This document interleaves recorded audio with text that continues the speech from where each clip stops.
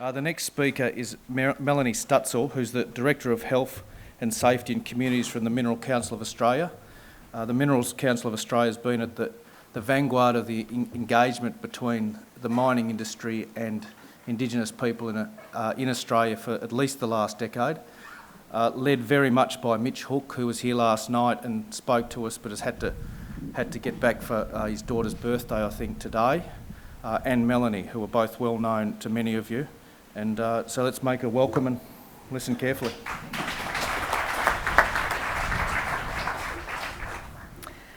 So in the spirit of making it up, I feel like I should probably make up my speech as we go, but I won't. I just want to start firstly by acknowledging the traditional owners, the Gummidge people, and paying my respects and those of the Minerals Council of Australia to their elders and ancestors, both past and present. And also to formally acknowledge the apologies of my Chief Executive, Mitchell Hook, who was here last night but unfortunately has had to go to Sydney for a very important engagement with one of his daughters. And you know, one of Mitch's strongest things that he's always talking about in our office is the importance of family, and I think many of the conversations we're having here actually are about the importance of family. So it's kind of nice to see a Chief Executive actually living his values. By way of background, the organisation I represent, the Minerals Council of Australia, represents about 85% of mineral production in the country. We represent a slightly higher proportion than that of mineral exports, about 92%. And my role is I'm effectively the head of health, safety, environment and community policy. In reflecting on the theme for this year's forum, Australia's resource boom, a stepping stone to an Indigenous future, I really felt I couldn't tell the story of where we are today without actually going back to where we were 20 years ago. So at the time of the High Court's Mabo determination, I was a university student, and I was keenly observing what was a really divisive and disruptive debate in Australia's history. We had miners and pastoralists on one hand arguing against the rights of Indigenous Australians. And really at that time, it struck our relationship on the wrong footing. It set us up as adversaries with conflicting and competing rights in land. But with the benefits of 2020 hindsight, I think few, if anyone, in either the mining or the agricultural industry would actually acknowledge that the concerns that we had at the time have played out. So what strikes me now really is what a difference 2 decades makes. As some of you have mentioned, since this seminal moment in history, the minerals industry has evolved from what was a very litigious approach to Indigenous engagement to one which fundamentally recognises the rights, interests and special connections of Indigenous Australians to our lands and waters. While there have been some big achievements, they're of course not as large or as fast as we'd all like them to be. But we also all know that real change is hard. As Mitch mentioned to you last night though, without a doubt the biggest change over this time has been attitude. The attitude of the industry in looking at new ways to work together. And I can't help but hear Mitch last night talking about, attitude begets behaviour and behaviour begets performance. And so indeed in 2004, when the Minerals Council of Australia developed Enduring Value, which is our industry-wide sustainable development framework, we said at the time that the industry formally acknowledges that land access hinges on a range of intangible assets, including the ability to effectively engage stakeholders and to develop partnerships and agreements with Indigenous communities that provide an opportunity for them to share in the benefits of resource development. And that's the underlying approach that we all bring to the way we work. As the MCA has said on many occasions, our shift in relationships with Indigenous Australians wasn't driven solely by the fact that it was the right thing to do. There's also a really strong underlying business case to the way that we work. As Mitch mentioned, over 70% of our operations have neighbouring Indigenous communities, and we continue to have issues in meeting the workforce demands of our sector, particularly our ability to attract and retain local employees. And if you look at that in the context of changing population demographics, the kind of stats we're seeing are that by 2040, over 50% of the people in Northern Australia will be Indigenous. So that makes for a really different kind of workforce and a really positive opportunity for our business. So as I said, we'd be missing a great opportunity if we didn't capitalise on the unique skills and attributes of Indigenous Australians, including a more collaborative approach to work, a strong risk-based culture, and the very tangible benefits of environmental knowledge for an industry that works largely in land management. For us, it's also about earning and maintaining a social licence to operate, which is critical to sustaining our operations, and in many ways is more important to us than our regulatory licence. And with mining as one of very few economic opportunities in many remote and regional communities, we see that we have an opportunity, indeed an obligation, to engage Indigenous Australians in our business and to contribute to building sustainable communities beyond the life of the mine. As an industry, we're also committed to playing our own role in closing the gap on Indigenous disadvantage. In this, our primary focus, though, is really on improving the socio-economic outcomes for Indigenous Australians, and that's largely through enterprise development and employment. I think, as someone said last night, the industry is currently the largest employer, the largest private sector employer of Indigenous Australians, and we have about 9% average participation rates across our sector, and that can be as high as 35% at some of our sites. And our commitments extend to our supply chain, and there are some companies that actually have written into their contracts participation rates as high as 45% within their mining subcontractors. And as I mentioned earlier, we're also facilitating enterprise development opportunities.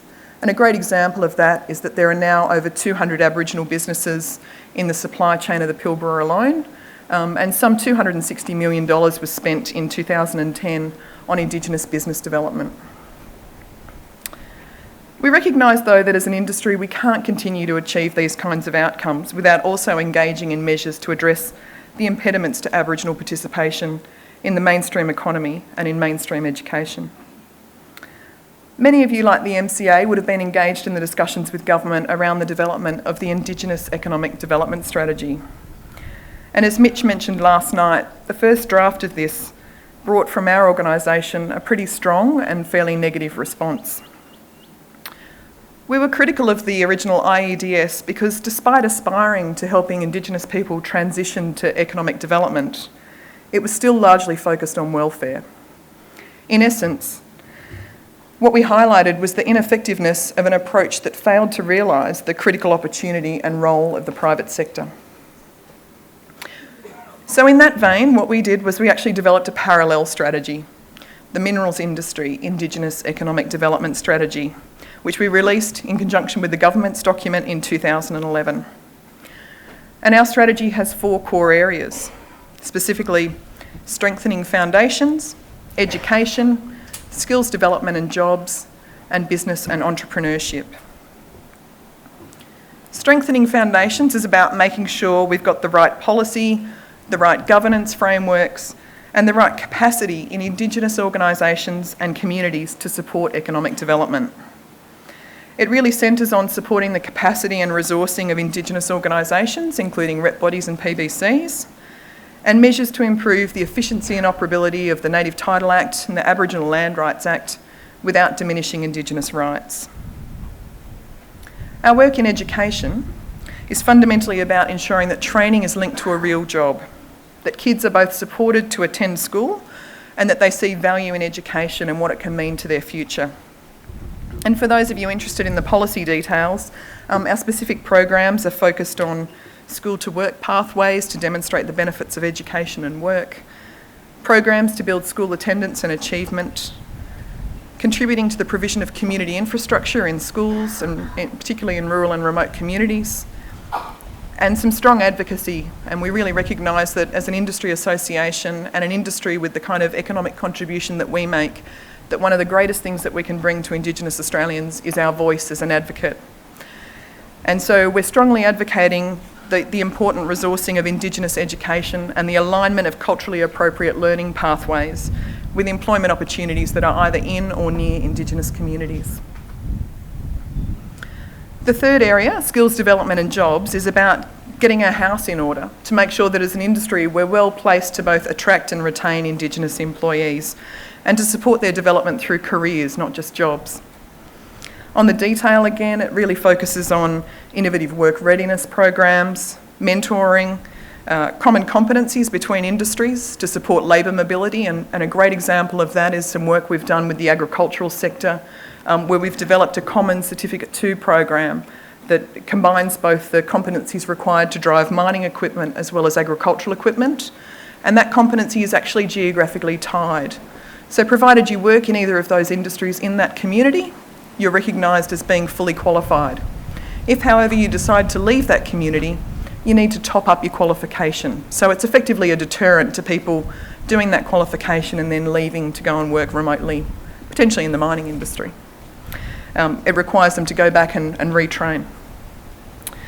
We're working on FIFO hubs to help people actually live in the communities that they want to live and still be able to participate in work, even when they live in places where mines aren't co-located with their communities. We're doing some work to provide opportunities to help people transition into the industry from prisons, and we've actually found that it's a great opportunity to train people who want to be trained, and that, you know, the prison system is a highly structured environment, and in fact we can then take them into the highly structured environment that is the minerals industry, and there's actually a reasonably good cultural fit. So obviously there's some challenges to work around, and there are things like, you know, violent crimes, which will always be an area that we're, you know, not particularly going to focus our efforts on. But given the incredibly high incarceration rates we see of Indigenous Australians for very minor crimes, this is a real opportunity to help people avoid recidivism and develop incomes to support their families and their futures. And the last element, and not surprisingly the greatest area of interest for many of the communities in which we work, is really business and entrepreneurship. We know that plenty of Aboriginal people don't want to work in mining. And we've talked a bit about, you know, how fundamentally mining actually destroys country, or at least permanently transforms it in some kind of way. But we also know that there are real opportunities in our supply chains and in improving the availability of services in remote and regional communities, which then in turn improves the livability of communities for our own employees. So our actions in this regard are centred on the initiation of joint ventures, work in supply chain opportunities, non-mining related business development to support regional economic diversification. And I guess a great opportunity there is we've supported a training academy in South Australia, which is actually putting Aboriginal people into jobs with Woolworths and running them through a retail training program. And the rationale there is that it's much easier for people to move into jobs like mining from work. So if we can get people to have some sort of exposure to some kind of meaningful work, they're then more likely to be able to take up and actually hold on to the opportunity of a job in mining. And at the same time, it helps to address some of the community stripping that we cause when we move people from, you know, mainstream existing employment in communities into mining jobs.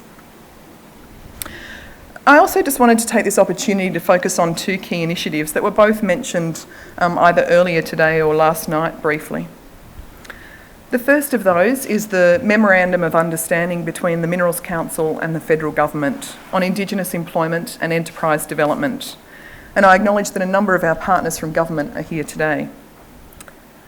I mentioned earlier the importance of attitude, and this issue really emphasises that point well.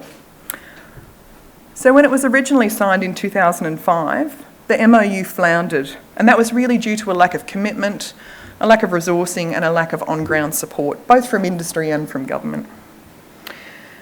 And this lack of commitment was taken up by the parties in some, you know, really firm conversations. And it was really about attitude and intent. And there was a recognition that if we wanted to effect real change in this space, then we needed to find a better way of working together. And there are very different cultures between the mining industry and government. And it took us a long time to work out how to maximise our strengths and really learn to work with each other's weaknesses. And, you know, we also needed to recognise that to effect real change we needed to invest. And that investment was both in terms of dollars but also in terms of expertise. So with that renewed commitment in 2009, the Minerals Council, together with the Australian Government, renewed the MOU. And we committed to 50-50 resourcing the MOU and to funding full-time coordinators whose role is to simply broker the opportunities between mining, government and community aspirations. And they're in Weipa, they're in Walloona, they're in the central region covering the whole CLC area, they're in Nulla-Collabudja region, which is southwest WA, the East Kimberley and the Pilbara. And we aspire to, actually take the learnings from those very practical examples and spread them more broadly as we can. The MOU has been supported by a range of enhanced governance arrangements, and I guess the most important one of those is the Strategic Leaders Group, which is an opportunity, as Mitch mentioned last night, for our Chief Executive to sit down with 6 federal departmental secretaries on a quarterly basis and really work through what are those strategic policy issues that are limiting Indigenous participation in the economy, and to broker new solutions and look at policies and programs to improve employment and economic development outcomes. And we've got a similar structure that we're working on in Western Australia, and under that structure we've been able to focus on a number of issues that sit between state and federal governments and industry. So we've been doing collaborative programs on things like driver's licensing, on ensuring that people can stay in social housing even when they get mainstream employment if there's no other housing opportunities available, because it's better to have someone in social housing earning an income than it is to have them in social housing living on welfare. And you don't want a job to mean that someone loses a house and becomes destabilised in the process. Fundamentally, that MOU, as I mentioned, is about lining up community aspirations for development with government policy and service delivery, and really using the economic catalyst that people have talked about this morning that the mining industry can represent. And key outcomes from that MOU have included increased employability and some real jobs for Indigenous Australians, increased business enterprise, particularly in the supply chain of the minerals industry, but increasingly outside of that. And importantly, the dissemination of leading practice across mining regions. So what we can actually do is distill the lessons learned, including all the things that we know don't work, and share that information so that we can continuously improve our performance and provide greater opportunities for people. The second area I wanted to briefly discuss was mentioned by Marcia, and it's really about the opportunity that native title and land rights provide as economic tools and how we can use that more efficiently. So as you all know, minerals development provides an opportunity for Aboriginal people with native title or other rights and interests in land to enter into agreements. Some communities in highly prospective areas earn significant compensation and benefit sharing arrangements, while others might actually just receive numerous small payments through things like heritage clearances, exploration agreements, or cultural heritage payments. At the moment, charitable trusts are used as the primary vehicle for holding those monies. And really that decision was based around 2 things. One, charitable trusts have a governance structure that's attached to them, which is about making sure that there is some kind of clear decision-making guidelines about how monies are used. But more importantly, charitable trusts provide you with an opportunity to actually maximise the value of those monies because of the tax concessions that are related to charitable activities. The reality, though, is that charitable trusts aren't actually a neat fit with our shared aspirations for economic development because they actually limit you into those activities which are really within the paradigm of welfare. And in fact, where people have been able to commit monies towards social enterprise, even the ability to earn those incomes and reinvest them in the corpus is increasingly becoming more and more tightly regulated by government. Other main limitations of charitable trusts include that a trust normally joined of people linked by blood, birth or marriage doesn't actually meet the Australian Tax Office's public benefits test. So its eligibility to be a charitable trust has a little bit of a question mark over it, and particularly at the moment with going down the path of coming up with a statutory definition of charity, that question mark is getting slightly bigger. Charitable funds also have a limit on accumulation. Now, it's not a prescribed limit, but in effect it's tended to be about 10 years on accumulation, and in some situations we've managed to get that to 20. Now, most mine lives are 20 to 30 years, and these payments are actually designed in such a way that they're about intergenerational benefit because they're compensating for, in part, for impacts on land, and the other part is about benefit sharing and ensuring that Indigenous Australians can benefit in the economic opportunities of mining. So if we want to drive intergenerational wealth transfer, a trust which limits the timeframes of accumulation to 10 or 20 years at most is actually a really poor structure. And what it does is it drives communities in either year 10 or year 20 to make bad decisions about how to spend their money because they're actually driven to expend all of that money in full to make sure that they don't get the full tax treatment applying. Those that are well informed and have good support are able to roll those monies over into subsequent charitable trusts, but we found that not all communities have that kind of governance and capacity building support. And as I said earlier, while you can do social enterprise, 100% of those funds have to be reinvested in the corpus. So you can't actually use any of those monies to catalyse small businesses or other economic development activities. So in response to this, the Minerals Council, together with the National Native Title Council and a number of other Indigenous leaders, and I'd particularly like to recognise the contribution of Professor Langton, and also Wayne Bergman and Warren Mundine, who are here with us today. And we've also had the input of a number of tax and legal experts.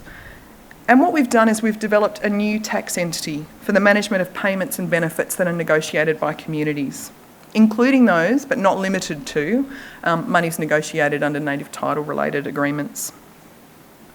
So known as the Indigenous Community Development Corporation, or ICDC, it's in essence an opt-in model for funds management for Aboriginal or Torres Strait Islander groups or communities.